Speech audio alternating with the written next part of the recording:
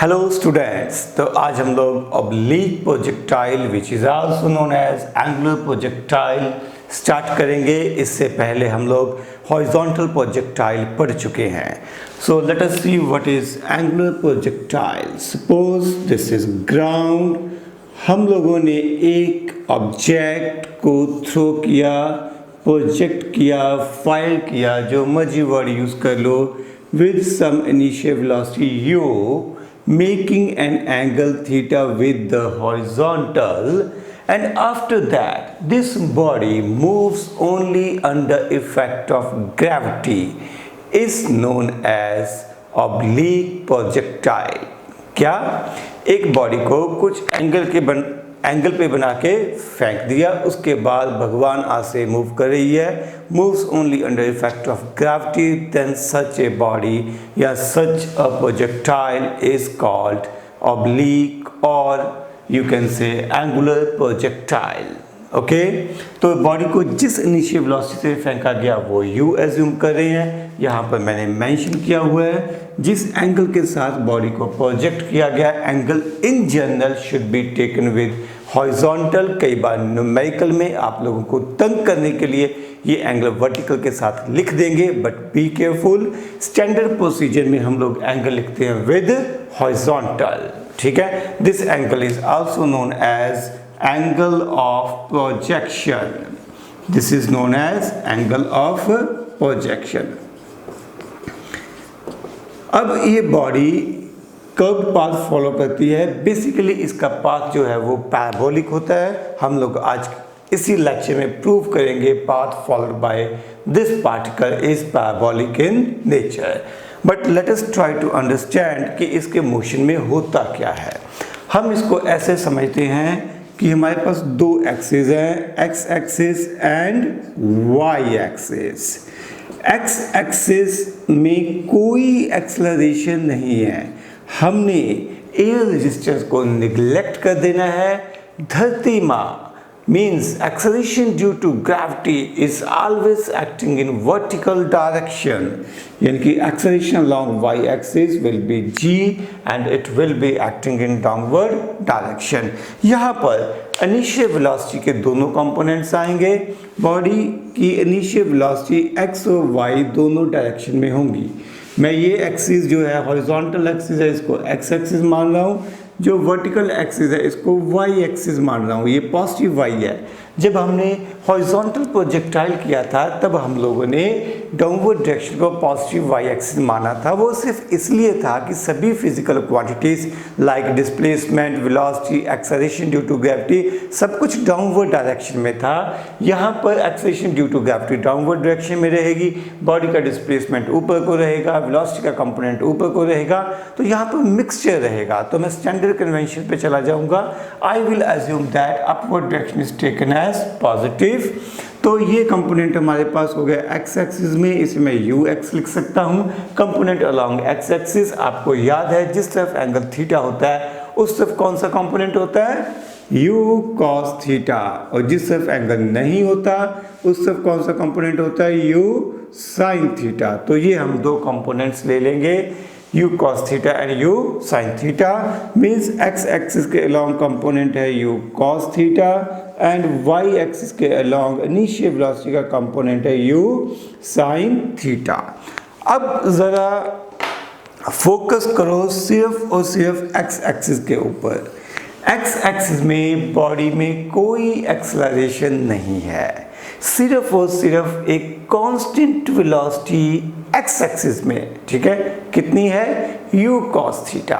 इसका मतलब क्या है कि बॉडी जैसे मर्जी चलती रहे, ऊपर को जाए नीचे को आए, बट हॉरिजॉन्टल डायरेक्शन में उसकी वेलोसिटी में कोई चेंज नहीं आएगा।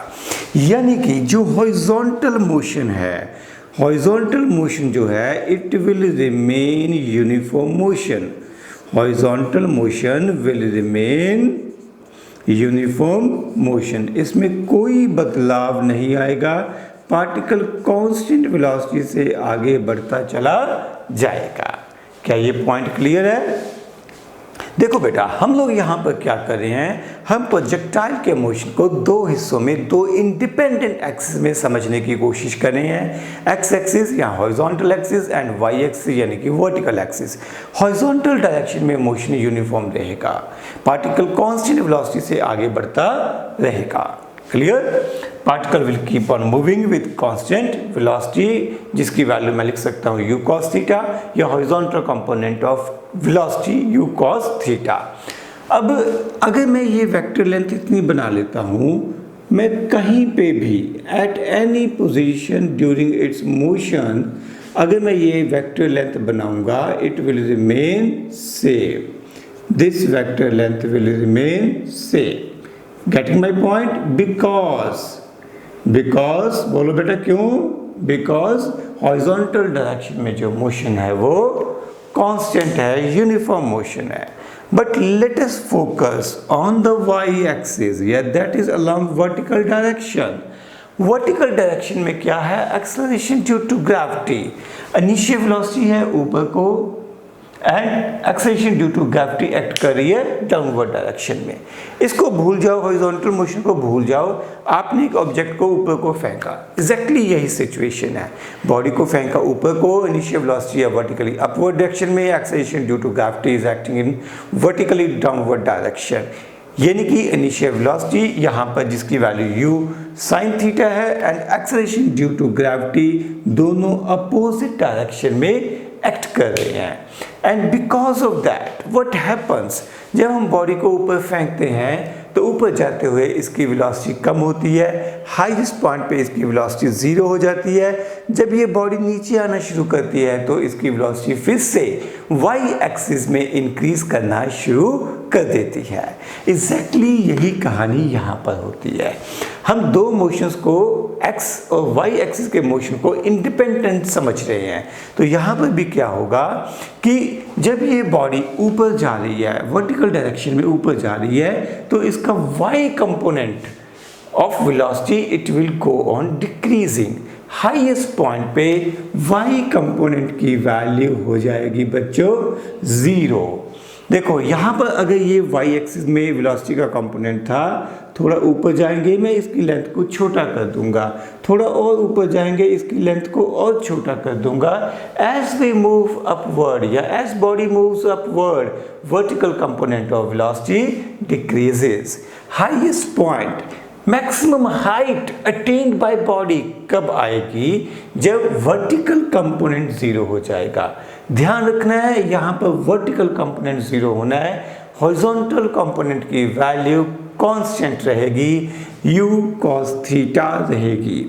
अब बॉडी ने वापिस आना शुरू किया, जब बॉडी वापिस आना शुरू करेगी तो इसकी वर्टिकल वेलोसिटी का कंपोनेंट फिर से इंक्रीज करना शुरू कर देगा। ये वेक्टर की लेंथ 0 से मैंने थोड़ी सी बढ़ा ली है, और नीचे आएंगे तो ये लेंथ और बढ़ जाएगी। मान लो बॉडी वापिस ग्राउंड पे लैंड कर गई है, तो जितनी ये वेलोसिटी थी, जो ये कंपोनेंट था u sin थीटा, एग्जैक्टली उतना ही कंपोनेंट बॉडी के पास वापिस आ जाएगा। This component will be u sin theta and ये तो x एक्सिस में तो कभी चेंज हुआ ही नहीं। अगर मैं इन दोनों का रिजल्टेंट ड्रॉ करूंगा तो ये रिजल्टेंट वापिस यही वैल्यू u आएगी। This will be again value u।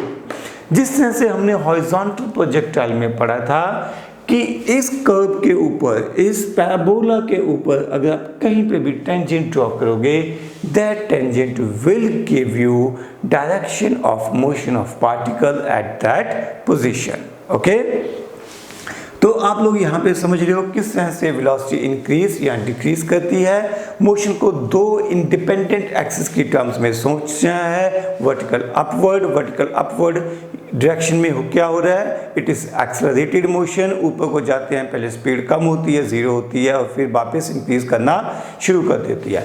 दूसरा कंपोनेंट कौन सा है? जब बॉडी हॉरिजॉन्टल डायरेक्शन में चल रही है, हॉरिजॉन्टल डायरेक्शन में वेलोसिटी यूनिफॉर्म रहती है। अब मैं इन दोनों को एक साथ मिक्स कर देता हूँ, एक ही साथ सुपर इम्पोज कर देता हूँ कि बॉडी आगे भी जा रही है, साथ में ऊपर जाते हुए स्पीड कम होती है और फिर नीचे आते हुए इंक्रीज करती है। ये दोनों चीज़ें एक साथ कर दी, बॉडी आगे भी जा रही है ऊपर भी जा रही है, so it will become a oblique projectile. Okay, अब हम इसके लिए डेरिवेशन करेंगे।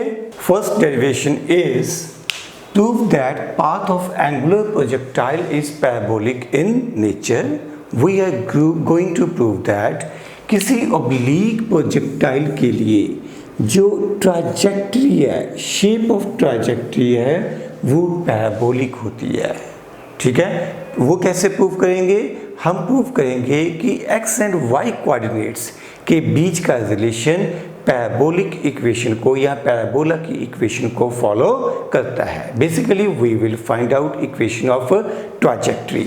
हम लोगों ने लास्ट लेक्चर में भी यही पॉइंट डिस्कस किया था कि इक्वेशन ऑफ ट्राजेक्ट्री में x एंड y के बीच में रिलेशन आता है, हम टाइम t को एलिमिनेट कर देते हैं और जो इक्वेशन आ गई, ठीक है, अगर वो स्ट्रेट लाइन की है तो it means trajectory straight line, अगर वो पैराबोला की है तो it means that path followed bye projectile is parabolic in nature. Getting my point? तो यहाँ पर मैंने थोड़ी सी थ्योरी लिख रखी है। एक्चुअली ये वो पार्ट है जो मैं यहाँ पर अजम्पशन लेके चलूँगा। स्कूल में जब आप पेपर लिखते हो तो आपको ये सारा मेंशन करना ज़रूरी होता है। It contributes towards scores 1 mark. ठीक है, अगर लिखा है तो शायद मार्क्स ऐड नहीं होंगे, बट अगर नहीं लिखा तो मार्क्स सब्ट्रैक्ट हो जाएंगे। और वैसे भी ये सब जो अजम्पशंस हम लेते हैं, इसके बिना आपको भी पिक्चर की क्लैरिटी नहीं होती। तो हमारे पास सिचुएशन क्या है? हमने एक प्रोजेक्टाइल लिया, एक ऑब्जेक्ट ले लो, एक पत्थर उठा लो, उसको हमने फेंका with some initial velocity u, making an angle theta with the horizontal. This angle theta is known as angle of projection. जिस पॉइंट से हमने ऑब्जेक्ट को थ्रो किया, हमने उस पॉइंट को O लिखा एंड उसे हमने ओरिजिन एज्यूम कर लिया। सपोज जिस डायरेक्शन में ऑब्जेक्ट को थ्रो किया गया है उसमें हॉरिजॉन्टल डायरेक्शन जो है that is taken as positive x axis and vertical upward direction is taken as y axis. जिस टाइम पे प्रोजेक्टाइल को थ्रो किया गया, हम उस टाइम को 0 मान लेते हैं, यानी कि टाइम एंड पोजीशन दोनों का ओरिजिन सेम है। Particle is moving and let us suppose that at any time t particle is at point P. P is any arbitrary point when time is t. t की value fix नहीं है, t की value change होती रहेगी। किसी भी time के ऊपर हमने एज्यूम कर लिया particle is at point P। यहाँ पे t is equal to t का क्या मतलब है? जो लेफ्ट साइड में t लिखा है इसका मतलब है टाइम। इसका मतलब है time is equal to this value t, time is equal to t। जब पार्टिकल p पॉइंट पे है तब तक पार्टिकल ने x एक्सिस में कितना डिस्टेंस कवर किया है x, और y एक्सिस में पार्टिकल कितना ऊपर को चला गया है बाय डिस्टेंस y। यानी कि सिंपल भाषा में अगर मैं 10th क्लास तक के कंसेप्ट को रिकॉल करूं तो मैं कह सकता हूं कि p पॉइंट के कोऑर्डिनेट्स हो गए x, y, and to find out equation of trajectory we will try to relate x and y coordinates, एक दूसरे के साथ लिंक करने की कोशिश करेंगे। ओके, आप लोग वीडियो पॉज करके इस पूरी थ्योरी को नोट कर लीजिए। जो असम्पशंस मैंने यहाँ पे लिखी हैं वही, जो यहाँ पे मैंने डिस्कस की हैं वही यहाँ पर लिखी हुई है। मैं एज्यूम करके चलूँगा कि जो अपवर्ड डायरेक्शन है वो पॉजिटिव है, नेचुरली डाउनवर्ड डायरेक्शन हो जाएगी नेगेटिव, जो राइट साइड वाली डायरेक्शन है वो हो जाएगी अजम्पशन के हिसाब से पॉजिटिव। ठीक है, लेफ्ट की हमें हॉरिजॉन्टल में ज़रूरत ही नहीं पड़ेगी। डन। चलिए अब हम लोग अपनी डिस्कशन को 2 इंडिपेंडेंट परपेंडिकुलर एक्सिस में डिवाइड करेंगे, horizontal as well as second one is vertical. So हम बात करेंगे motion between point O and P। Motion between O and P, O and P के बीच के मोशन को समझने की कोशिश करेंगे।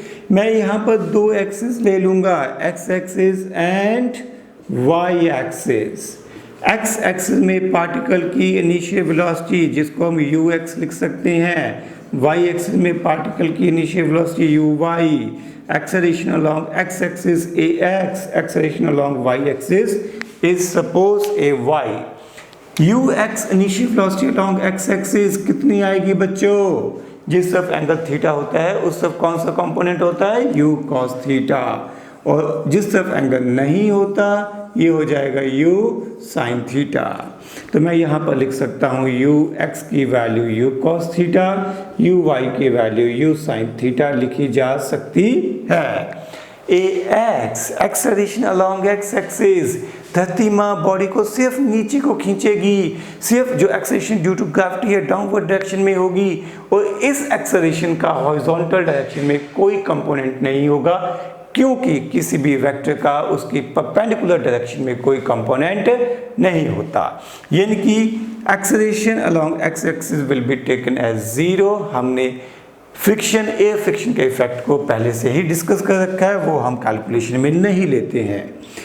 Acceleration along Y axis, it is acting in downward direction, and downward direction को बच्चों हमने नेगेटिव डायरेक्शन माना है, यानी कि acceleration along Y axis will be taken as minus g. Time हमने दोनों एक्सिस के लिए सेम रखा है, हमने डिस्कस किया था। Time remains common for both horizontal as well as vertical axis. अब आप लोग x क्या है? Displacement along x axis. तो डिस्प्लेसमेंट अलोंग x एक्सिस के इक्वेशन लिख सकते हो। sx लिखने को आप लिख सकते हो uxt plus half axt square, but सिर्फ uxt लिख के भी काम चल जाएगा, क्योंकि हॉरिजॉन्टल डायरेक्शन में तो पार्टिकल की वेलोसिटी चेंज ही नहीं होती है। हॉरिजॉन्टल डायरेक्शन का मोशन तो यूनिफॉर्म मोशन है, क्योंकि इसमें एक्सेलरेशन की वैल्यू तो जीरो है। तो what is displacement along x axis? This value is x। What is ux? It is u cos theta and time is t। Okay, मुझे पता है कि मुझे अपनी कैलकुलेशन में टाइम को एलिमिनेट करना है, बिकॉज हम लिख रहे हैं equation of trajectory. Equation of trajectory में t अपीयर नहीं होता, it is relation between x and y। अब हम बात करेंगे motion along y axis. Formula बन जाएगा uy_t plus half ay_t square. What is displacement of the particle along y-axis at time t when particle is at point P? y-axis में body कितना ऊपर गई है? y हमने मेंशन कर रखा है, तो ये हो जाएगा y is equal to u sin theta into T minus half ay की वैल्यू माइनस जी मैंने सब्स्टिट्यूट कर दी है, minus half G T square. हम लोग यहाँ पर अब t की वैल्यू पुट करेंगे ताकि हम x और y के बीच में रिलेशन लिख सकें, ताकि हम इक्वेशन ऑफ ट्राजेक्ट्री लिख सकें using equation number 1 to put value of t here. y की वैल्यू हो जाएगी u sin theta into x by u cos theta minus half g x square by u square cos square theta. यहाँ पे आप लोग देख सकते हो u and u will cancel out, तो y की वैल्यू sin theta by cos theta हो जाएगा tan theta x tan theta minus half g by u square cos square theta into x square. So this is equation of trajectory y is equal to x tan theta minus half g by u square cos square theta into x square. You must remember this equation. देखने में आज starting में काफ़ी औखी सी लग रही है, but no problem, practice होती चली जाएगी, ये इक्वेशन याद भी होती चली जाएगी। डन। अब इस इक्वेशन को समझना है कि ये कौन से ग्राफ की इक्वेशन है। If we look carefully tan theta will be a constant. हमने जिस एंगल पे प्रोजेक्ट कर दिया वो एंगल थीटा कांस्टेंट हो गया फॉर ए पर्टिकुलर प्रोजेक्शन। तो tan थीटा को मैंने मान लिया है a, और यहाँ पर g/2 u square cos square theta is also another constant, इसको मैं b लिख लेता हूँ।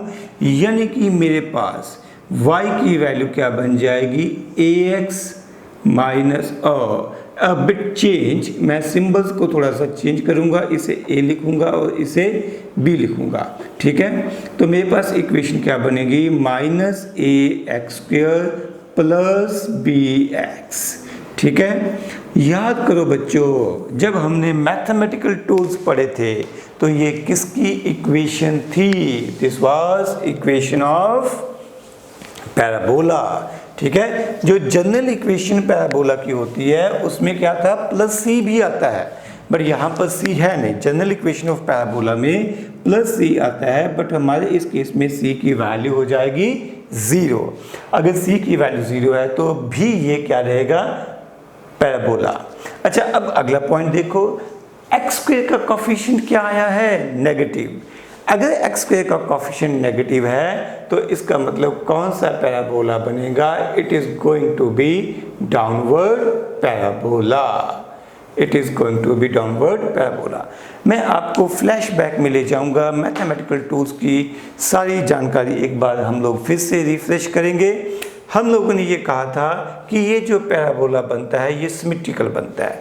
हमने कहा था फर्स्ट पॉइंट ये चेक करेंगे क्या ये ओरिजिन से पास करेगा। फर्स्ट पॉइंट ये हो गया कि it is going to be downward parabola. Second point था क्या ये ओरिजिन से पास करेगा, यस। अगर आप x की वैल्यू पुट करोगे 0 तो y की वैल्यू भी 0 आएगी, so it is going to pass through origin. हमारा अगला पॉइंट क्या होता था, इसके वर्टेक्स के कोऑर्डिनेट्स।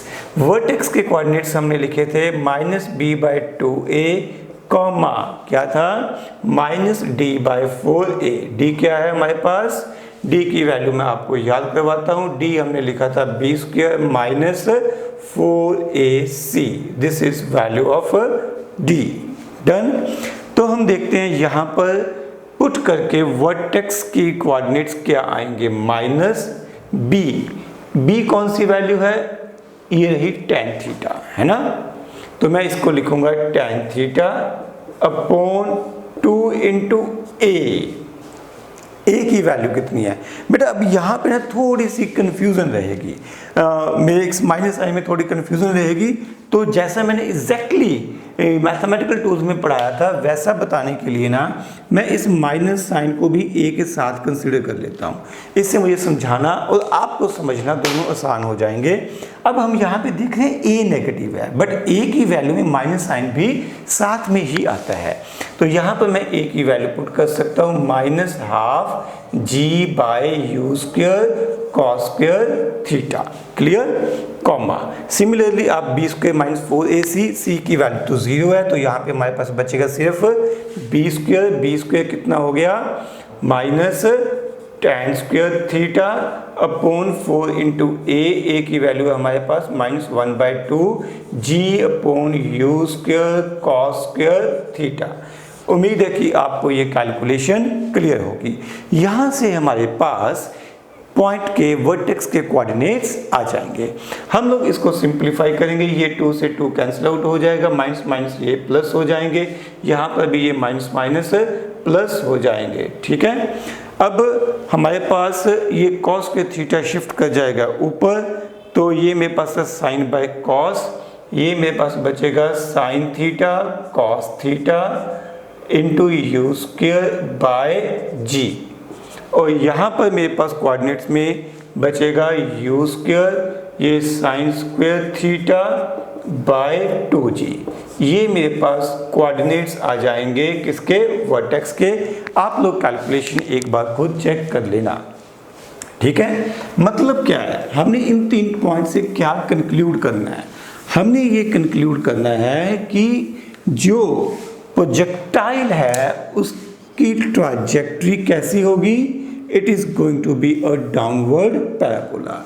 असिमेट्रिक तो है ही है, सिमेट्रिक पैराबोला कौन सा था, जो कि एक्स वाई एक्सिस में से किसी एक एक्सिस के अबाउट सिमेट्रिक हो, ये तो असिमेट्रिक पैराबोला है ही है, इसमें कोई शक ही नहीं है। क्योंकि जो हमने ये इक्वेशन लिखी थी y = ax² + bx + c, this was equation of asymmetric parabola.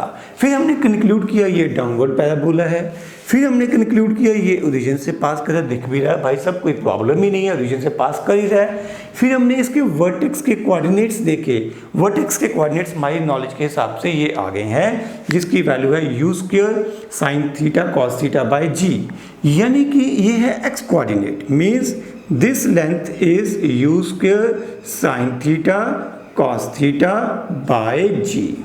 This is length x, ये y कोऑर्डिनेट हो गया, यानी कि ये लेंथ अपने पास यहाँ पे कितनी हो गई है, u square sine square theta by 2g, ये हो गया इसका y कोऑर्डिनेट। क्लियर?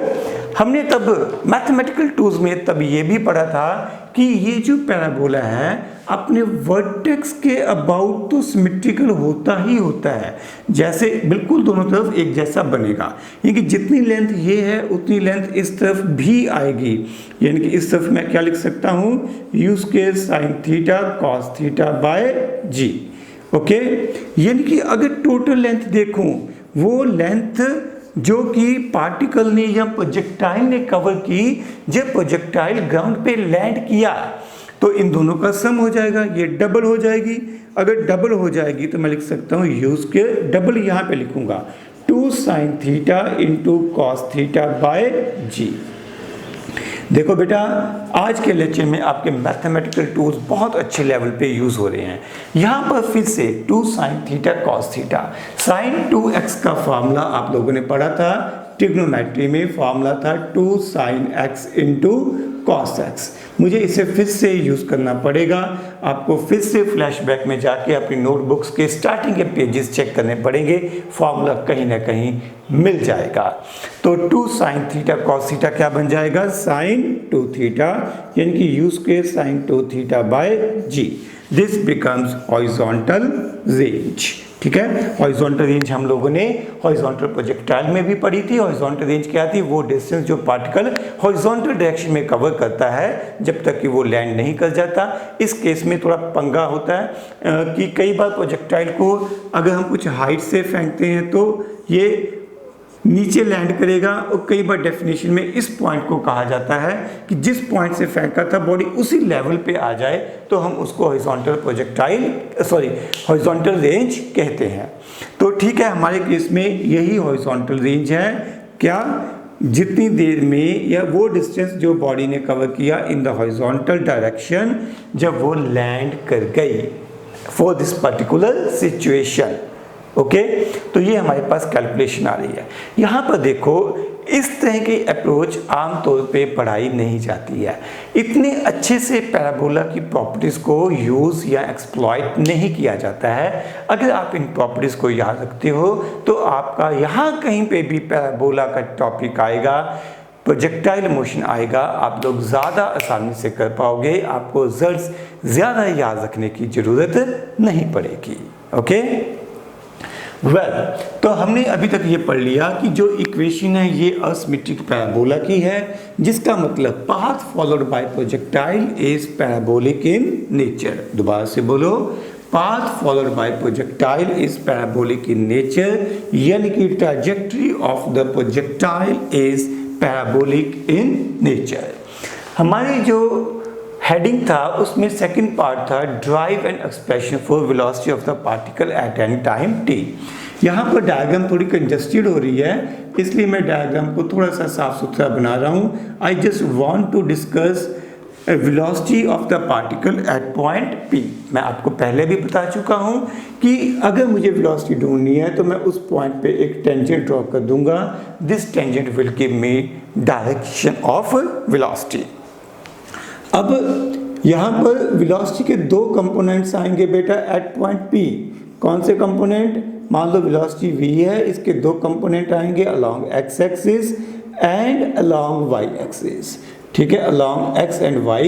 एक बार मैं vx एंड vy लिख देता हूँ, बाद में vx को थोड़ा समझेंगे। ये डन है बेटा। Velocity will have two components, one along horizontal and another along vertical direction. चलिए, तो हम बात करते हैं मोशन अलोंग एक्स एक्सिस, यानी कि वेलोसिटी अलोंग एक्स एक्सिस। मुझे बोर्ड छोटा पड़ गया था, इरेज करना पड़ा था।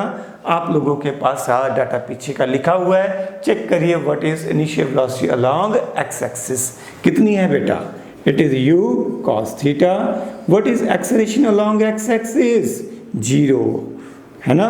यानी कि एक्स एक्सिस में तो वेलोसिटी चेंज होती ही नहीं है। हॉरिजॉन्टल डायरेक्शन का मोशन यूनिफॉर्म मोशन होता है, यानी कि vx की वैल्यू तो कितनी रहेगी? u cos theta. Clear. V y change होता रहेगा, हमने कहा था जैसे जैसे बॉडी ऊपर जाती है वी वाई की वैल्यू कम होते होते 0 होती है, बॉडी वापस आती है वी वाई की वैल्यू इंक्रीज करना शुरू कर देती है। वी वाई के लिए फार्मूला यूज करेंगे u y plus a y t. V y is equal to u y कितनी है u sine theta, a y कितना है minus g into a y की वैल्यू माइनस जी होगी multiply by time. This is equation number 2। तो हमारे पास velocity के दोनों कंपोनेंट आ गए हैं along x axis and along Y axis. Clear है बच्चों।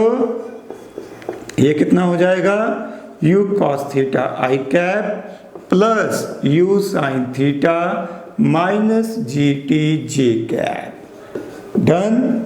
अगर आपको इसकी मैग्नीट्यूड लिखनी हो तो हम लोगों को वापस फ्लैशबैक में वेक्टर अलजेब्रा में जाना पड़ेगा। दो रेक्टेंगुलर कंपोनेंट्स दिए हैं i cap and j cap के अलोंग, तो मैग्नीट्यूड कैसे लिखी जा सकती है u cos theta whole square plus u sin theta minus जी टी होल स्क्वायर। इसको सॉल्व करना हो तो कर लेना, यहीं पे छोड़ना है तो छोड़ देना। सॉल्व करने में सिर्फ एक ही ग्रेस होती है कि यहाँ पर ये दो टर्म्स आपस में ऐड हो जाती हैं, थोड़ी सी सिंप्लीफिकेशन हो जाती है। आप लोग ये कैलकुलेशन खुद कर लेना, I am not going to do this part.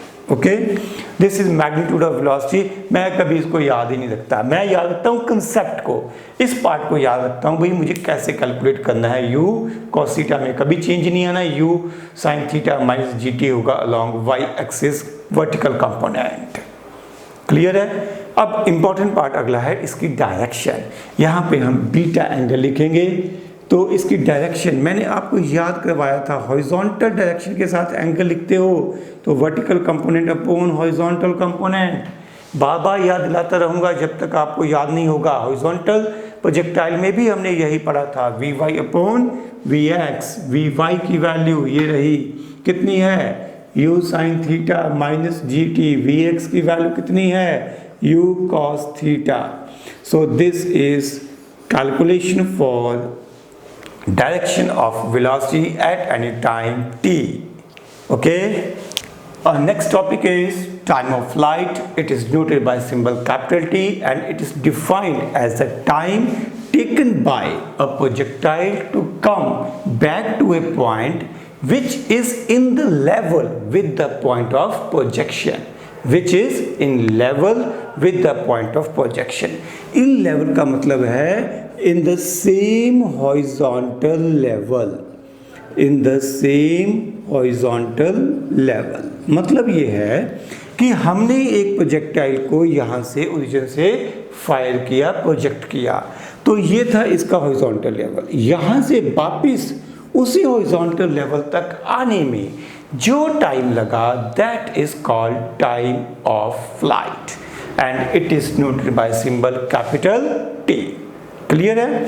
अगर मैं इस डिस्टेंस को एक्स एक्सिस में कवर किए डिस्टेंस को r मान लूँ, तो जिस पॉइंट पे ये बॉडी लैंड की है, जिस पॉइंट पे ये बॉडी वापस आई है, उस पॉइंट का x कोऑर्डिनेट तो बन जाएगा r is called horizontal range, but y coordinate कितना होगा, y कोऑर्डिनेट होगा 0। y एक्सिस में तो ये गई नहीं, वापस आ गई है, it is on x axis. X axis के ऊपर जितने ही पॉइंट्स होते हैं सभी में y कोऑर्डिनेट की वैल्यू 0 होती है।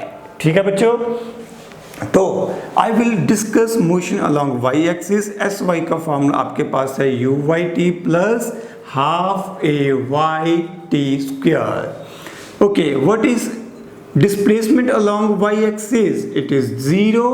ठीक है, एक्चुअली आपको ये क्लियर करना पड़ेगा, हम बात कर रहे हैं O पॉइंट से लेके A पॉइंट तक। ठीक है, we are discussing motion between point O and A। O से A के बीच के मोशन को डिस्कस कर रहे हैं। O से A तक पार्टिकल ने y एक्सिस में कोई डिस्प्लेसमेंट कवर नहीं किया। Displacement not distance, displacement along y axis is 0।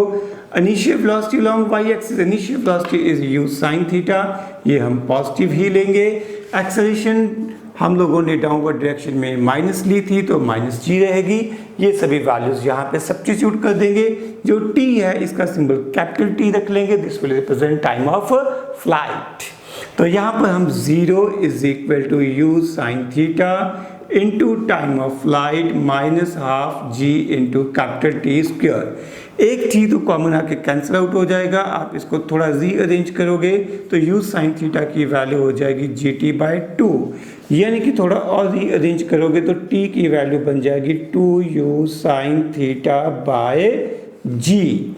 This is time of flight. वो टाइम जितनी देर के लिए प्रोजेक्टाइल को, वो टाइम जो प्रोजेक्टाइल को लगा वापस उसी लेवल पे आने के लिए जिस लेवल से उसे प्रोजेक्ट किया गया था, जिस लेवल से उसे फायर किया गया था। रिजल्ट ठीक है 2 u sine theta by g, but इसकी फीलिंग लेते हैं। यू साइन थीटा क्या है? यू साइन थीटा है इनिशियल वेलोसिटी का वर्टिकल कंपोनेंट, यानी कि this is 2 into u y by g, initial velocity का vertical component. Clear? Interesting, time of flight में हॉरिजॉन्टल कंपोनेंट आता ही नहीं। आपको कंक्लूजन लिखना है, इंपॉर्टेंट पॉइंट डाल के लिखना है, time of flight only depends upon vertical component of initial velocity, does not depend upon horizontal component of initial velocity। क्यों? अब इसको समझते हैं। बॉडी को ऊपर जाना है और नीचे आना है, वही इसके टाइम ऑफ फ्लाइट को डिसाइड करता है। ठीक है, बॉडी ऊपर गई वापिस आई, आगे जितना मर्जी जाए डजेंट मैटर, थोड़ा सा जाए बहुत ज़्यादा जाए, डेफिनेशन में क्या है उसी पॉइंट पे वापिस आना है, ऊपर जाके वापिस उसी पॉइंट पे आना है। तो vertical motion is important. Horizontally चाहे 1 मीटर जाए, चाहे 10 मीटर जाए, चाहे 1000 मीटर जाए, वो टाइम ऑफ फ्लाइट को कंट्रीब्यूट नहीं करेगा। क्लियर? इसको एक और बढ़िया एग्जांपल के साथ फिट करते हैं। याद करिए मोशन अंडर ग्रेविटी, फ्लैशबैक। यहाँ से ऐसे बुलबुले उठाइए, फ्लैशबैक में जाइए और याद करिए जब मैंने आपको मोशन अंडर ग्रेविटी पढ़ाया था, हमने कहा था एक बॉडी को इनिशियल वेलोसिटी यू दे के फेंका, बॉडी घूम के वापिस आई, जिस टाइम पे फेंका टाइम 0, घूम के वापिस आने का time that is called time of flight. क्या थी इसकी वैल्यू? बोलिए जरा। ये थी 2 यू बाई जी। सही है? अब देखो ये यू किस डायरेक्शन में थी? वर्टिकल डायरेक्शन में। अगर इसमें u का नाम u y रख दूं, क्योंकि इसकी वर्टिकल डायरेक्शन की वैल्यू है वेलोसिटी की, तो यहाँ पर भी अंश में मेरे पास क्या आ जाएगा? 2 यू वाई बाई जी।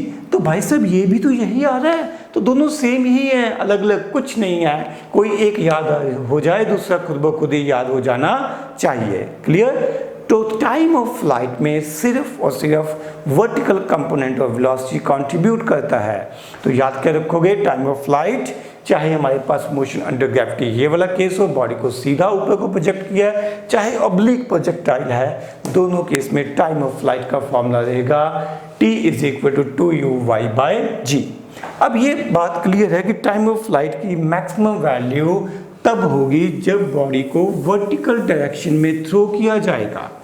देखो हमें अगर टाइम ऑफ फ्लाइट की मैक्सिमम वैल्यू लिखनी है for t to be maximum, अगर टाइम ऑफ फ्लाइट को मैक्सिमम करना है बच्चों, तो हमें क्या चाहिए? हमें चाहिए साइन थीटा की वैल्यू मैक्सिमम। साइन थीटा की मैक्सिमम वैल्यू होती है 1। कब होती है? जब एंगल होता है 90 डिग्री। 90 डिग्री का मतलब हमने बॉडी को ऊपर को फेंकना है, बॉडी ऊपर जाएगी, तो इस केस में हमारे पास थीटा 90 डिग्री बन जाएगा, ये एंगल थीटा हो जाएगा 90 डिग्री। तो इस केस में टाइम ऑफ फ्लाइट की वैल्यू मैक्सिमम हो जाएगी। मैं साइन थीटा की वैल्यू पुट कर दूंगा 1, time of flight will be 2 u by g. Okay, and next we have maximum height denoted by symbol capital H. This is maximum height capital H. वो height जो किसी particle ने gain की vertical direction में, कहाँ से? जिस point से हमने बॉडी को प्रोजेक्ट किया, उस पॉइंट से बॉडी ऊपर से ऊपर मैक्सिमम कितना ऊपर गई, that is called maximum height denoted by symbol H। Diagram से बड़ा क्लियर होगा। डेफिनेशन पढ़ते हैं। It is a maximum distance in the vertical direction from the point of projection, ठीक है, फॉर अ प्रोजेक्टाइल। क्लियर। अब हमें ये देखना है कि इस पॉइंट तक जाने में कितनी ये हाइट की वैल्यू आएगी। हम लोग वैसे तो इक्वेशन ऑफ ट्राजेक्टरी को यूज़ करते हुए ये ड्राइव कर चुके हैं। हम लोगों ने वर्टेक्स के कंपोनेंट्स वर्टेक्स के कोऑर्डिनेट्स जब लिखे थे तो उसमें y कोऑर्डिनेट बेसिकली h को रिप्रेजेंट करता था, बट हमें थोड़ा सा फिजिक्स के हिसाब से भी चलना है तो मैं सेकंड मेथड बताऊंगा। ये कौन सी डायरेक्शन की बात हो रही है? y डायरेक्शन में। बॉडी कब तक ऊपर जाती है? जब तक कि उसका vertical component of velocity zero नहीं हो जाता। यानी कि इस पॉइंट पे, हाईएस्ट पॉइंट पे वर्टिकल कंपोनेंट डेफिनेटली जीरो होगा, although horizontal component through out the motion, through out the path remain same. यहाँ पर सिर्फ और सिर्फ u cos थीटा रहेगा, हॉरिजॉन्टल डायरेक्शन वाला कंपोनेंट, बट हाईएस्ट पॉइंट पे वर्टिकल कंपोनेंट की वैल्यू जीरो हो जाएगी। मैं ऐसा करता हूँ, हाईएस्ट पॉइंट को लेबल कर लेता हूँ b। So I will discuss motion between points o and b। Motion between o and b, o and b के बीच में देखिए हम sy displacement along y axis कितना लेंगे? h। b तक डिस्प्लेसमेंट कितना हो गया? h। Acceleration along y axis कितनी है बेटा? -g। क्लियर है। इनिशियल वेलोसिटी कितनी है along y axis? u sin theta. What is velocity at point b, यानी कि final velocity along y axis? We are only talking about y-axis. It is 0. We can apply formula vy square minus uy square is equal to 2ay/sy. vy की value कितनी है बेटा? 0। uy की value कितनी है बच्चों? u sin theta whole square is equal to 2। ay की value है -g, sy की वैल्यू है h। आप लोग इसको सिंप्लीफाई कर सकते हो। You will get value of h u square sine square theta by 2g। अब नोटबुक का पेज टर्न करो और वर्टेक्स के कोऑर्डिनेट्स में y कोऑर्डिनेट को चेक करो। You will get same result, u square sine square theta by 2g। Once again u sin theta क्या था? Vertical component of initial velocity. तो ये मेरे पास आ गया uy square by 2g। Means maximum height की वैल्यू सिर्फ वर्टिकल कंपोनेंट पे डिपेंड करती है, हॉरिजॉन्टल कंपोनेंट में कोई कंट्रीब्यूशन नहीं है। लॉजिक बड़ा क्लियर है कि हमने बॉडी को ऊपर फेंका, बॉडी कितना ऊपर जाएगी ये तो वर्टिकल कंपोनेंट डिसाइड करेगा। हॉरिजॉन्टल कंपोनेंट तो बॉडी को आगे लेके जाएगा, ठीक है। That can not contribute towards the maximum height. Maximum height में कौन कंट्रीब्यूट करेगा? सिर्फ वर्टिकल कंपोनेंट। वापस चलते हैं फ्लैशबैक में। जब मैंने मोशन अंडर ग्रेविटी पढ़ाया था, मैंने कहा था कि अगर एक बॉडी को कुछ इनिशियल वेलोसिटी u दे के फेंका जाए, बॉडी घूम के वापस आती है, ये ऊपर से ऊपर कितना, यानी कि मैक्सिमम हाइट तब भी कैलकुलेट की थी। इसकी वैल्यू बच्चों हमने लिखी थी u स्क्वायर बाय 2g। सिर्फ गेम में चेंज क्या करना है आपको चेंज करना है, u की जगह लिख दो uy, सेम रिजल्ट बन जाएगा मेरे भाई, uy square by 2g। uy square by 2g, this is the motion along vertical direction. Okay, maximum height का formula u square sine square theta by 2g। अब हाइट की वैल्यू मैक्सिमम कब होगी? देखो नाम इसका मैक्सिमम हाइट है, but ये भी मैक्सिमम कब होगी? ये तब मैक्सिमम होगी जब थीटा की वैल्यू 90 डिग्री हो जाएगी, जब सारी की सारी वेलोसिटी सिर्फ ऊपर को दी जाएगी, हॉरिजॉन्टल में कोई वेलोसिटी नहीं दी जाएगी, ठीक है। अगर थीटा की वैल्यू 90 पुट कर दूंगा तो साइन 90 हमारे पास होता है 1, यानी कि h की मैक्सिमम वैल्यू बच्चों हमारे पास बन जाएगी u square by 2g। Okay, next topic is horizontal range. Horizontal range हम पहले ही मार्क कर चुके हैं। हॉरिजॉन्टल रेंज क्या है? वो डिस्टेंस जो प्रोजेक्टाइल ने कवर किया उतने टाइम में जितने टाइम में प्रोजेक्टाइल वापिस अपने उसी लेवल पे आ गया जिस लेवल से उसे फायर किया गया था, या ये भी कह सकते हो वो डिस्टेंस जो प्रोजेक्टाइल ने हॉरिजॉन्टल डायरेक्शन में कवर किया ड्यूरिंग टाइम ऑफ फ्लाइट। दोनों डेफिनेशन सही हैं। आई रिपीट, वो डिस्टेंस जो प्रोजेक्टाइल ने हॉरिजॉन्टल डायरेक्शन में कवर किया during time of flight. Time of flight क्या था? वो टाइम जितनी देर में पार्टिकल या प्रोजेक्टाइल उसी लेवल पे वापस आ जाता है। इन दोनों को कंबाइन कर दो तो मैं नई डेफिनेशन बना सकता हूँ। मैं कह सकता हूँ horizontal range is the distance covered by the projectile, ठीक है, in the horizontal direction till particle return back to the same level from which it was projected. Clear? तो हम लोग हॉरिजॉन्टल रेंज को कवर करने की कैलकुलेट करने की कोशिश करेंगे। Horizontal range basically x axis में हॉरिजॉन्टल डायरेक्शन में डिस्टेंस है, तो I will discuss s x. हम बात करेंगे motion between points O and A. Motion between points O and A, इन दो पॉइंट्स के बीच में डिस्कस करेंगे। एक्सेलरेशन अलोंग एक्स एक्सिस है ही नहीं है। हमें पता है हॉरिजॉन्टल डायरेक्शन में मोशन यूनिफॉर्म मोशन होता है, एक्सेलरेशन है नहीं है। टाइम की वैल्यू टाइम ऑफ फ्लाइट है। टाइम ऑफ फ्लाइट की वैल्यू हमने अभी अभी याद की है, 2u sin theta by g। We can go for formula sx is equal to uxt। ux is initial velocity along x axis जिसकी वैल्यू हमें याद है u cos थीटा। मैं सेकंड टर्म लिखूंगा ही नहीं, मुझे पता है वो 0 है। एस एक्स की वैल्यू है r, यू एक्स की वैल्यू है u cos theta. Time of flight यहाँ पर t आ जाएगा। अगर हम टाइम ऑफ फ्लाइट की वैल्यू पुट करते हैं तो ये बन जाएगा 2u sin theta by g। इसको थोड़ा सा रीअरेंज कर लो, आप देख सकते हो u square into 2 sin theta into cos theta by g। क्या ये क्लियर है बच्चों? अभी अभी जब मैंने आपको वर्टेक्स के कोऑर्डिनेट्स बताए थे using asymmetric equation of parabola ax² plus bx plus c is equal to y, तब भी हमने इसी तरह से हॉरिजॉन्टल रेंज को कैलकुलेट किया था। तब भी मैंने ये फार्मूला यूज़ किया था, sin 2x is equal to 2 sin x into cos x। We will repeat the same formula here. तो r की वैल्यू मेरे पास आ जाएगी u square sin 2 theta by g। This is formula for horizontal range. Clear बच्चों? अब horizontal range की value maximum कब होती है? हॉरिजॉन्टल रेंज हमें मैक्सिमम करनी है, ये आंसर तो आ गया। हॉरिजॉन्टल रेंज की वैल्यू मैक्सिमम कब होगी? जब sin 2 थीटा की मैक्सिमम वैल्यू होगी। और sin 2 थीटा की मैक्सिमम वैल्यू कितनी होती है? साइन ऑफ एंगल की मैक्सिमम वैल्यू होती है 1। और ये 1 होती कब है? जब एंगल होता है 90 डिग्री, यानी कि हमारे इस केस में एंगल आ जाएगा 45 डिग्री।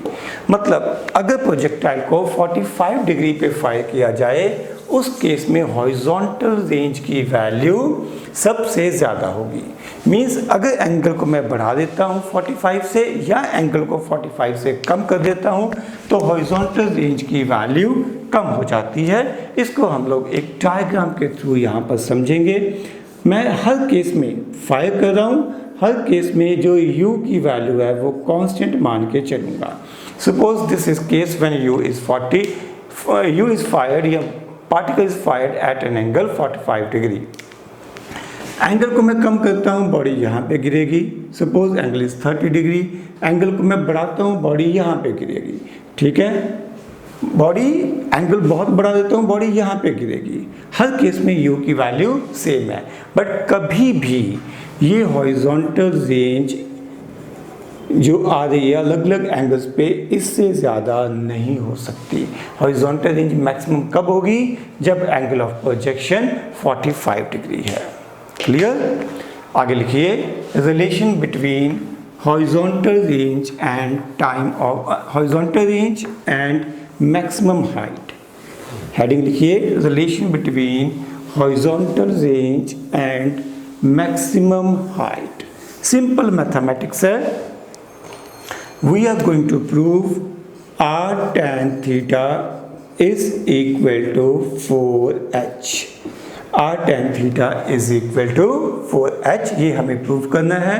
इसको मैं याद कैसे रखता हूँ? मैं याद रखता हूँ रतन चोर है, कैसे याद रखता हूँ?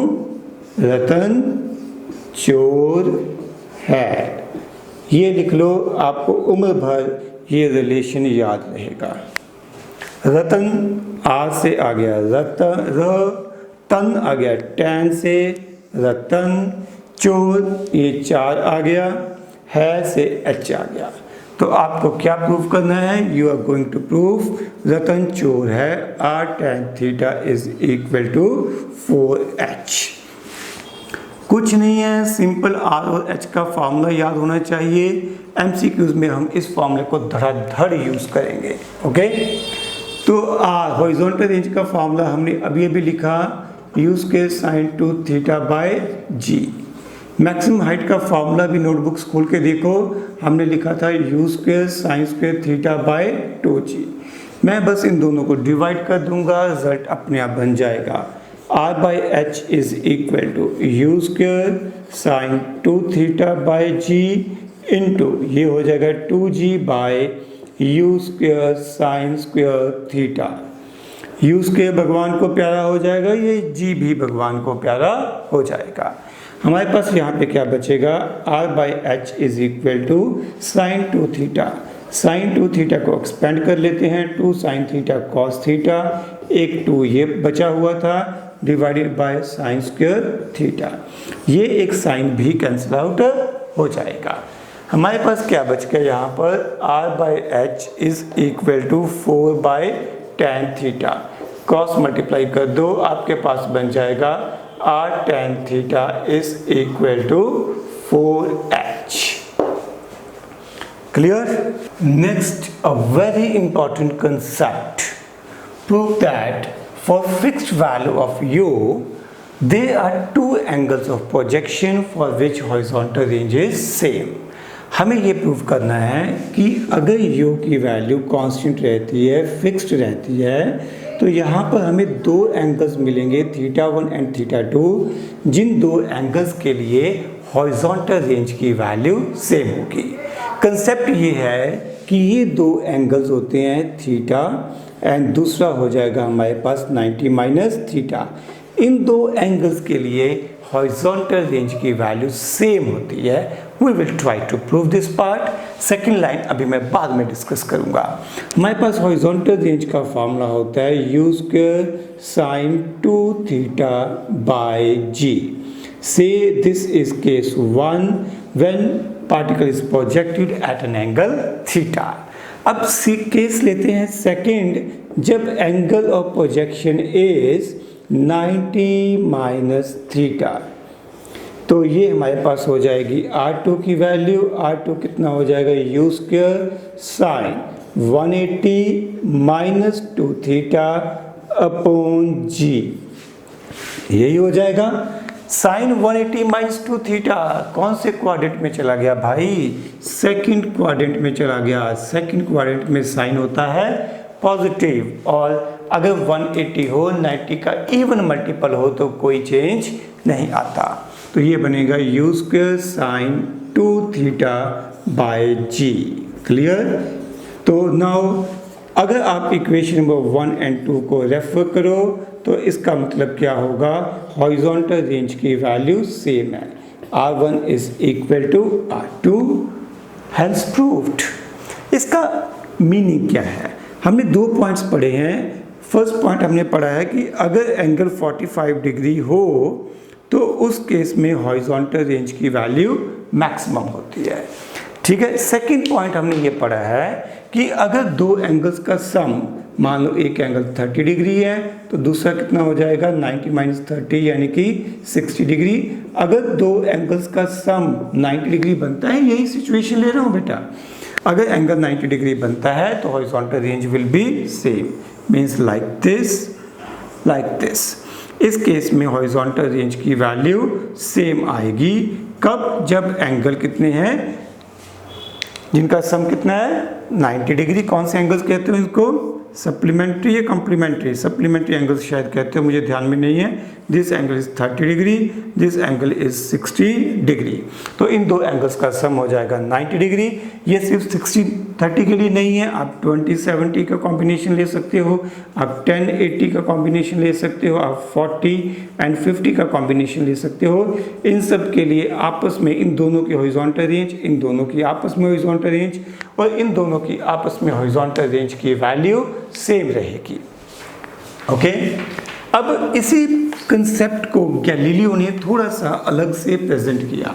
गैलीलियो ने ये कहा कि अगर हम दो एंगल्स लें, उनमें से पहला एंगल कौन सा है, range will be same if the angle of projection is theta above 45, theta above 45 यानी कि 45 plus theta, and theta below 45 यानी कि 45 माइनस थीटा, तब भी हॉरिजॉन्टल रेंज की वैल्यू सेम आती है।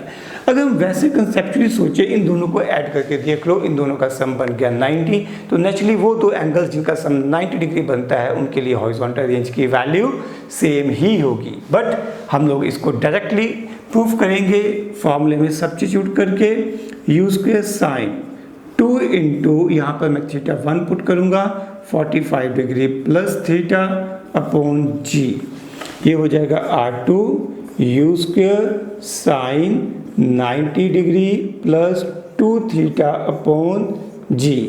90 plus theta sine 90 plus theta, second quadrant में साइन पॉजिटिव होता है, बट 90 है इवन मल्टीपल है तो साइन का बन जाएगा कॉस। तो R2 की वैल्यू बन जाएगी u square cos 2 theta by जी।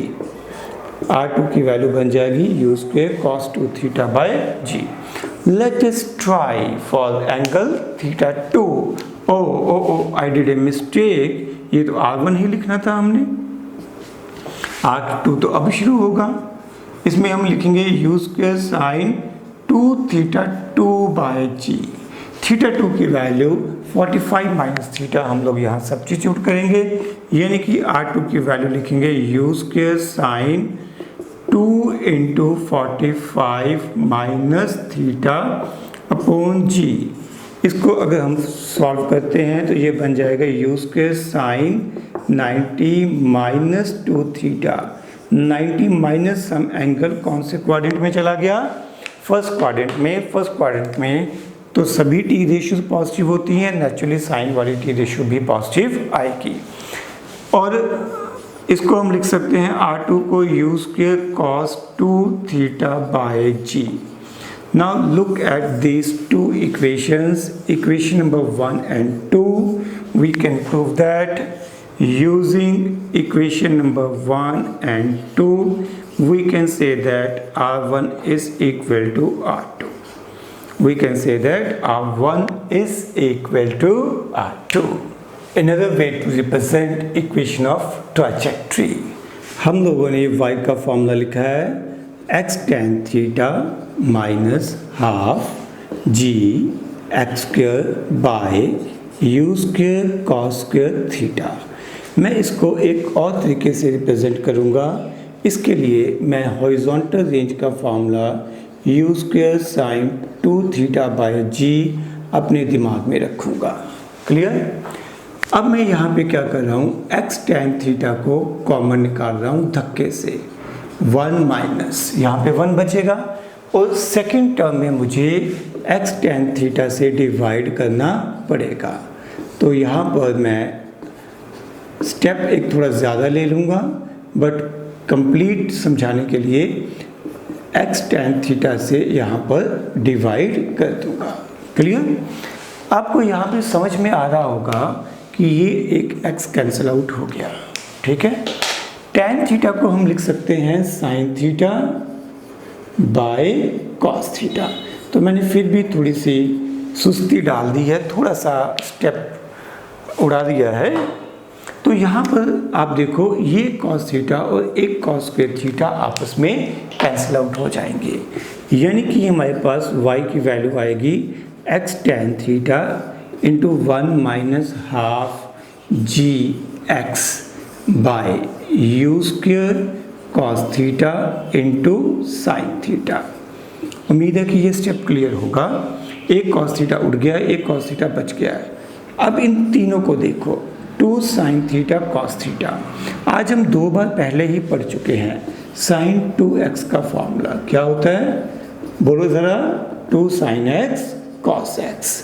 तो ये फॉर्मूला यहाँ पर फिट किया जा सकता है, यानी कि y की वैल्यू लिखी जा सकती है x tan theta into 1 minus x upon, ये कितना है, साइन थीटा। ध्यान से देखना बेटा, you square sine 2 theta, u square sine 2 theta, इस g को मैं यहाँ पे डिवाइड में घुमा के इधर ले आता हूँ। अब देखो क्या ये स्टेप आपको क्लियर है। Sine u square sine 2 theta by g, ये हमारे पास क्या है, हॉरिजॉन्टल रेंज। ये कि y का फार्मूला क्या बन जाएगा, x tan theta into 1 minus x by r, where r represent horizontal range. This is another way to represent equation of trajectory in terms of horizontal range. जो theory हमने पढ़ी है, अब उसी के बेस के ऊपर कुछ न्यूमेरिकल प्रैक्टिस करेंगे। First question is, a projectile is projected with an initial velocity I cap plus 2j cap. What is its range and Cartesian equation of motion? हमें range and equation of trajectory find out करनी है। तो u की value 1 i cap plus 2j cap दे रखी है। ये component कौन सा होगा, हॉरिजॉन्टल कंपोनेंट, जिसकी वैल्यू हमने क्या लिखी थी, u cos थीटा। और इसका वर्टिकल कंपोनेंट कौन सा होगा, j कैप का कोफिशिएंट, यानी कि u sine theta. Is that clear. और अगर मैं यहाँ से मैग्नीट्यूड लिखना चाहूँ u की, this may be written as using vectors. हमें रेक्टेंगुलर कंपोनेंट्स दिए हुए हैं, ये वैल्यू लिखी जा सकती है √5 मीटर पर सेकेंड। अब हम लोग यहाँ से tan थीटा भी लिख सकते हैं। tan थीटा के लिए मैंने आपको सिखाया था कि अगर हमें थीटा विद हॉरिजॉन्टल कंसीडर करना है तो हमेशा y component upon x component आता है। आप यहाँ से भी इन दोनों को डिवाइड करोगे, आपको सेम ही समझ में आएगा। दिस कम्स आउट 2/1, यानी कि tan थीटा की वैल्यू बन जाएगी 2। tan थीटा की वैल्यू अगर 2 है तो हम यहाँ से साइन या cos थीटा की वैल्यू भी लिख सकते हैं। tan थीटा है 2/1 परपेंडिकुलर अपॉन बेस, यानी कि हाइपोटेन्यूज हो जाएगा √5। तो यहाँ से हम जब भी चाहे साइन थीटा या cos थीटा इस राइट एंगल ट्रायंगल से कैलकुलेट कर सकते हैं। Let us start with horizontal range. Horizontal range r का फार्मूला आप लोगों ने पढ़ा था, u square sine 2 theta by g। हालांकि हम यहाँ पर सीधी u एंड साइन 2 थीटा की वैल्यू सॉल्व करके पुट कर सकते हैं। आप ऐसे कर सकते हो, u square into 2 sine theta into cos theta by g। You can go in this way, clear. यहाँ से आप u स्क्वायर कितना हो जाएगा, 5√5 का square 2 into sine theta. Sine theta कितना हो जाएगा, perpendicular upon hypotenuse 2/√5, cos theta हो जाएगा बेस अपॉन हाइपोटेन्यूज। g की वैल्यू हम 10 मान लेते हैं। तो इस तरह से आप लोग हॉरिजॉन्टल रेंज कैलकुलेट कर पाओगे। ये आपके पास 0.4 मीटर आ जाएगी। ओके, नोट कर लीजिए। मैं इसको एक और मेथड से भी समझाना चाहता हूँ। Please note down this. Okay, I will arrays this. इतने हिस्से को इरेज करूंगा और दोबारा से हॉरिजॉन्टल रेंज के लिए डिस्कशन करूंगा। सुनिए बच्चों ध्यान से, हॉरिजॉन्टल रेंज, ये जो डिस्कशन है आप बेशक अपनी थ्योरी में लिख लीजिएगा। यहाँ पर मैंने हॉरिजॉन्टल रेंज को डिस्कस किया हुआ है।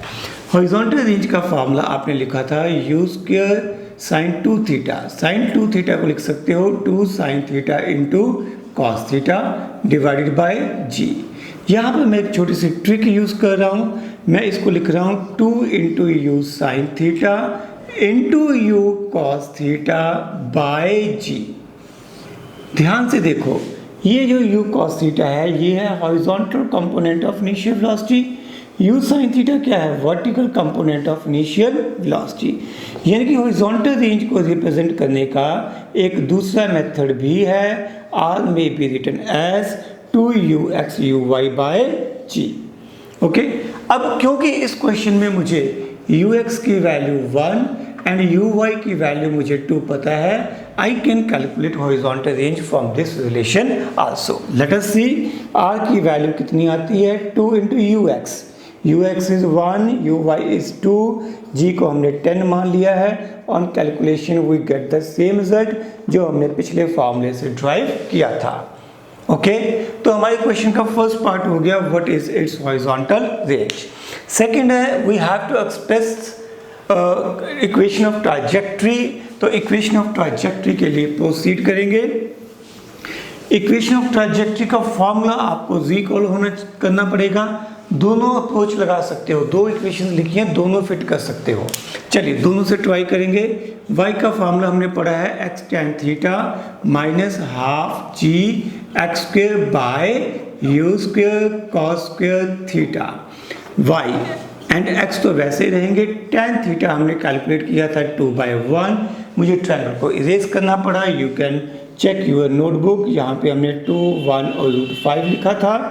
माइनस 1/2, जी की वैल्यू 10, एक्स स्क्वेयर वैसे का वैसा, यू स्क्वेयर हम लोगों ने यहाँ से वेक्टर्स यूज़ करते हुए रेक्टेंगुलर कंपोनेंट्स का रिजल्ट यूज़ करते हुए u को √5 लिखा था, √5 का square, cos square theta, cos theta होगा 1/√5, 1/√5 का हम लोग स्क्वायर कर देंगे तो y की वैल्यू बन जाएगी 2x माइनस, ये कट जाएगा 5, ये आ जाएगा 5x स्क्वायर। अगर आप ध्यान से देखो तो ये 5 एंड 1/5 भी आपस में कैंसिल आउट हो जाएंगे, यानी कि y के लिए रिजल्ट बन जाएगा 2x minus 5x square. This is equation of trajectory in this case. But मैंने आपसे कहा था we will try to attempt this question in 2 veg.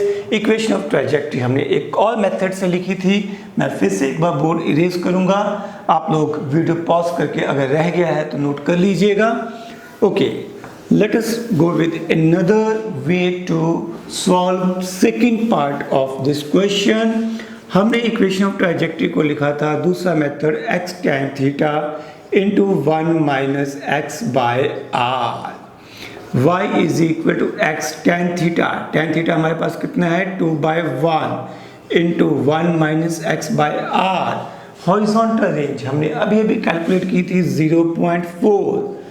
Done, ये सॉल्व कर लेते हैं, ये बन जाएगा 2x minus 2x square by 0.4 था, इसको मैं 4 इंटू 10 लिख सकता हूँ, तो ये मेरे पास y की वैल्यू आ जाएगी 2x माइनस 5x स्क्वेयर, वही रिजल्ट जो हमने दूसरे मेथड से ड्राइव किया था। तो दोनों रिजल्ट्स परफेक्ट हैं, जो मर्जी अप्लाई कर सकते हो। आज की जो हमारी क्वेश्चन प्रैक्टिस है उसका बेसिक पर्पस है कि आप लोगों सारे रिलेशंस को, जितने भी फॉर्मूला आज हमने पढ़े हैं उन सबको याद कर पाओ। Okay, let us proceed to next question. Next question में हमें क्या दिया है, find the angle of projection. Angle of projection is denoted by symbol theta for which horizontal range is equal to maximum height. Horizontal range is equal to maximum height attend by the particle. हमने formula पढ़ा है, रतन चोर है, r tan theta is equal to 4h। r और h की value same है तो मैं r की जगह h पुट कर सकता हूँ। h tan theta is equal to 4h, ये 4 एंड 4 कैंसिल आउट हो जाएंगे। tan थीटा की वैल्यू हमारे पास आ जाएगी 4, थीटा की वैल्यू हमारे पास आ जाएगी 76 डिग्री। एक बार रिकॉल करो, मैंने आपको tan थीटा के लिए 2 रिजल्ट्स आपको याद करवाए थे।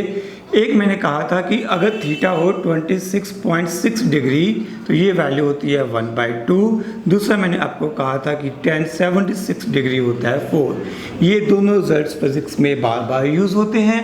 हम लोगों ने tan 26.6 वाला पहले 2-3 बार यूज़ कर रखा है, tan 76 को यूज़ करने का ये मौका पहला है। डन, सिंपल क्वेश्चन था। Let us proceed to next question. अगला क्वेश्चन क्या है, a body is projected with velocity 30 metre per second an angle, ये एन लिखा गया, at an angle of 30 degree with vertical. This is very important, this angle is mentioned with vertical.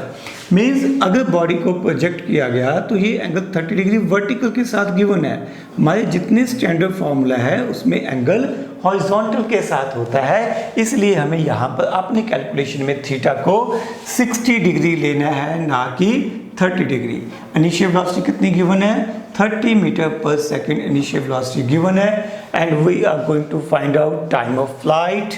Time of flight का formula notebook खोलो, page turn करो, या एक बार जी equal करो, दिमाग में बुलबुले उठाओ।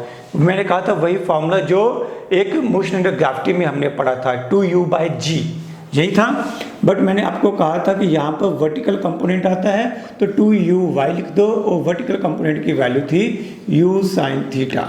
तो आप यहाँ पर टाइम ऑफ फ्लाइट कैलकुलेट कर सकते हो। u की वैल्यू 30 है, sin 60 पुट करोगे तो ये हो जाएगा √3/2, g की वैल्यू 10 है, ये 0 कट जाएगी, ये 2 से 2 कट जाएगा। टाइम ऑफ फ्लाइट हमारे पास आ जाएगी 3√3 सेकेंड। अगर आपको ये रिलेशंस याद हैं तो आप लोग वीडियो पॉज करके पहले खुद सॉल्व कर लीजिए, बाद में मेरे साथ मैच करना। h maximum height attend by the particle. मैंने क्या याद करवाया था? मैक्सिमम हाइट जो है वो वर्टिकल कंपोनेंट पे डिपेंड करती है। वही फार्मूला जो हमने मोशन अंडर ग्रेविटी में पढ़ा था उसी को अप्लाई कर सकते हो। फार्मूला क्या था मैक्सिमम हाइट अटेन्ड का? u²/2g। बट मैंने कहा था कि यहाँ पर हमें कौन सा कंपोनेंट लेना है? वर्टिकल कंपोनेंट लेना है। अगर आप ये वैल्यू पुट करोगे तो आपके पास बन जाएगा u² sin² θ/2g। u हमारे पास है 30 का स्क्वायर हो गया हमारे पास 900, sin 60 होता है √3/2, इसका स्क्वायर किया 3/4, 2 × 10, ये 0 कैंसिल आउट हो जाएगी, अपने पास हो जाएगा 270/8 मीटर। अगर कुछ गड़बड़ ना हुई हो तो सही लग रहा है, कैलकुलेशन आप लोग खुद कर लेना, कोई दिक्कत नहीं है। मोस्ट प्रोबेबली ये आंसर आपके पास 33.7 मीटर बन जाएगा। ठीक है, you need to cross check this, मैंने देख के लिखा है। क्वेश्चन का थर्ड पार्ट है हमारे पास, we have to calculate horizontal range. Horizontal range का फॉर्मूला याद करो। हॉरिजॉन्टल रेंज का फॉर्मूला था u² sin 2θ/g। हम सिर्फ और सिर्फ डायरेक्ट फार्मूला अप्लाई कर रहे हैं। u² की वैल्यू हो गई 900, sin 2θ हो गया sin 120, दिस इज sin 120, और g की वैल्यू है हमारे पास बच्चों 10। ये एक 0 कैंसिल आउट हो चुकी है, हमारे पास आ गया 90, sin 120 को आप लिख सकते हो 180 - 60। सेकेंड क्वाड्रेंट में साइन पॉजिटिव होता है, तो 180 है तो साइन का साइन ही रहेगा, यानी कि आप लिखोगे प्लस sin 60, और sin 60 होता है हमारे पास √3/2। इसको सिंप्लीफाई कर लेना, you will get 45√3 metre. So this should be your required answer. A cricketer can throw a ball to a maximum horizontal distance of 100 meter. दूर से दूर कितना फेंक सकता है? 100 मीटर तक, यानी कि r की मैक्सिमम वैल्यू क्वेश्चन में 100 गिवन है। ये r की मैक्सिमम वैल्यू गिवन है। वैसे r का फॉर्मूला क्या होता है? u² sin 2θ/g, है ना। बट क्योंकि हम मैक्सिमम वैल्यू की बात कर रहे हैं, मैक्सिमम वैल्यू में sin 2θ की वैल्यू हम 1 पुट करेंगे, एंगल ऑफ प्रोजेक्शन होगा 45 degree for maximum horizontal range. तो ये हो जाएगा हमारे पास 100, यानी कि u² की वैल्यू हमारे पास हो जाएगी 1000। क्लियर? हम इस रिजल्ट को बाद में यूज़ करेंगे, मैं u की जरूरत नहीं है, डायरेक्टली u² यूज़ हो जाएगा। चलिए, how high above the ground can the cricketer throw. ये ना क्वेश्चन की सेंस ध्यान से पढ़नी है, दोनों तरह के क्वेश्चन आएंगे। इसमें कहा है can the cricketer throw, cricketer ऊंचा से ऊंचा कितना फेंक सकता है? ऊंचा से ऊंचा कब जाएगा? ऑब्जेक्ट ऊंचे से ऊंचा कब जाएगा? जब उसको वर्टिकली थ्रो किया जाएगा, जब एंगल ऑफ प्रोजेक्शन 90 डिग्री होगा। ठीक है, अब क्वेश्चन में ये नहीं पूछा गया कि हमने फेंका 45 डिग्री पे, जब 45 पे फेंका तब हाइट कितनी है, ये नहीं पूछा गया। क्वेश्चन दोनों तरह के आते हैं, किसी में ये पूछा जाएगा, किसी में ये पूछा जाएगा कि हम कैसे फेंके या वो मैक्सिमम टू मैक्सिमम कितना ऊपर जा सकता है। वो आपको क्वेश्चन की स्टेटमेंट को 2 बार पढ़ के समझ में आएगा। इस बार क्वेश्चन में पूछा गया है what is the maximum possible height this projectile can attain, या ये बंदा इस बॉल को मैक्सिमम कितना ऊपर से ऊपर फेंक सकता है। We are interested in calculating h max. H max का फॉर्मूला याद करो, एच का फॉर्मूला होता है u square sine square theta by g. इस केस में थीटा हो जाएगा 90 डिग्री, पिछले केस में था थीटा 45 डिग्री। हमें ऊंचा से ऊंचा फेंकना है तो हम वर्टिकल फेंकेंगे। साइन स्क्वेयर थीटा की वैल्यू फिर से हो जाएगी 1, यू स्क्वेयर की वैल्यू हमारे पास है 1000, यू स्क्वेयर की वैल्यू है 1000 बाय जी, जी है 10 कैंसिल आउट हो जाएगा, यानी कि एच मैक्स की वैल्यू हमारे पास आ जाएगी 100 मीटर। मीन्स ऑब्जेक्ट को मैक्सिमम टू मैक्सिमम 100 मीटर ऊपर थ्रो किया जा सकता है। Next question is a cricketer can, sorry ये तो हो गया, the ceiling of a long hall is 25 metre high. एक कमरे की छत 25 मीटर ऊंची है। What is the maximum horizontal distance? What is the maximum horizontal distance that a ball can throw with a speed of 40 meter per second? With a speed of 40 meter per second, so that it can go without hitting the ceiling of the hall. तो आप यूँ समझ लीजिए कि हमारे पास question में यहाँ पर एक सीलिंग दे रखी है, ये छत है और ये छत की हाइट है हमारे पास 25 मीटर। क्वेश्चन में पूछा गया है कि किस केस में या ऑब्जेक्ट को कैसे फेंका जाए ताकि इसमें आर की वैल्यू ज़्यादा से ज़्यादा हो जाए, छत से टकराए बिना इसकी ज़्यादा से ज़्यादा हॉरिजॉन्टल रेंज हो जाए। तो अब इस क्वेश्चन में हमें थोड़ी सी चिंता है, हमें ये कॉन्फिडेंस नहीं है कि हमें इसे 45 डिग्री पे फेंकना भी है या नहीं, क्योंकि हो सकता है जब हम इसे 45 डिग्री पे फेंके तो ये छत से टकरा जाए। तो ऐसा करते हैं, पहले इसी पार्ट को चेक कर लेते हैं व्हाट हैपन्स। मैं ये मान के चलता हूँ कि मुझे देखना है मैक्सिमम हॉरिजॉन्टल रेंज की वैल्यू कितनी है। हॉरिजॉन्टल रेंज का फॉर्मूला था u square sine 2 theta by g, but sine 2 theta की वैल्यू हो जाती है 1। तो इसका मतलब मैक्सिमम हॉरिजॉन्टल रेंज की वैल्यू मेरे पास कितनी आ जाएगी, यू स्क्वायर कितना गिवन है 1600 और जी की वैल्यू गिवन है 10, तो ये मेरे पास आ गया 160 मीटर। यानी कि अगर मैं इस बॉल को या इस ऑब्जेक्ट को 45 डिग्री पे प्रोजेक्ट करूं तो ये 160 मीटर दूर तक जाएगा। बट टेंशन इस बात की है कहीं इस दौरान वो छत से तो नहीं टकरा जाएगा। तो चेक करते हैं, हमारे पास फॉर्मूला था रतन चोर है, r tan theta is equal 4h। आज हमने कैलकुलेट कर लिया 160, tan 45 हो जाएगा 1, 4 इंटू एच, यानी कि h की वैल्यू आ जाएगी 40 मीटर। इसका मतलब ये है कि अगर इसको 160 मीटर का डिस्टेंस कवर करना है हॉरिजॉन्टली तो इस ऑब्जेक्ट को 40 मीटर ऊपर जाना पड़ेगा। मीन्स ये हमारे पास सीलिंग है, तो ये जो 45 डिग्री वाली सिचुएशन है उसमें ऑब्जेक्ट कुछ ऐसे जाएगा। वो कितना ऊपर जाएगा, 40 मीटर ऊपर जाएगा, जो कि अलाउड ही नहीं है, वो छत से टकरा जाएगा। ठीक है, यानी कि ये जो हमारी कैलकुलेशन है ये तो हमारी सिचुएशन के हिसाब से फिट नहीं बैठेगी, हम इसे अप्रोच नहीं कर सकते। अब हम कैसे अप्रोच करेंगे ये देखते हैं। मैं ये लेके चलता हूँ कि जो प्रोजेक्टाइल है उसने y एक्सिस में कितना डिस्टेंस कवर किया, 25 मीटर। x एक्सिस का डिस्टेंस यानी कि हॉरिजॉन्टल रेंज मुझे कैलकुलेट करनी है, तो मैं h के लिए कैलकुलेशन करूंगा। h का फार्मूला क्या होता है, u square sine square theta by 2g, you square sine square theta by 2g। h मुझे पता है 25, u की वैल्यू थी 40, यू स्क्वायर हो गया 1600। एंगल मुझे पता नहीं है, मुझे नहीं पता कि किस एंगल पे इस ऑब्जेक्ट को थ्रो किया जाएगा, तो मैं इसे लिखूंगा साइन स्क्वायर थीटा, जी को हम मान लेंगे कैलकुलेशन आसान रखने के लिए 10, ये एक 0 पड़ जाएगी, यहाँ पर 800 बचेगा, सॉरी 80 बचेगा। साइन स्क्वायर थीटा की वैल्यू होगी 25/80।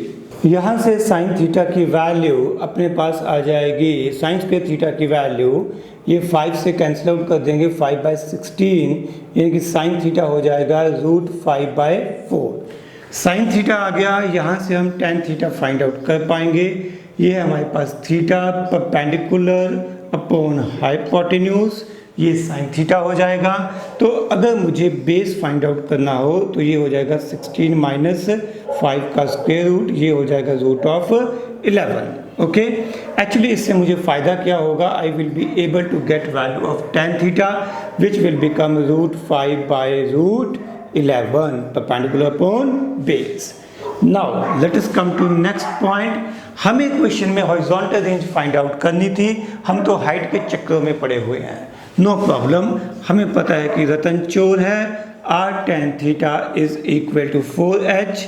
हमें r की वैल्यू चाहिए, this may be written as 4h upon tan theta, this is equal to 4 × h। h हमारे पास क्वेश्चन में गिवन था 25 मीटर, tan थीटा हमने कैलकुलेट कर लिया √5 / √11, तो ये यहाँ पे लिखा जा सकता है। यहाँ से आप r की वैल्यू फाइंड आउट कर सकते हो। इसी के साथ ये क्वेश्चन यहीं पे समाप्त होता है और इसी के साथ हमारी आज की क्लास भी ख़त्म होती है। नमस्कार।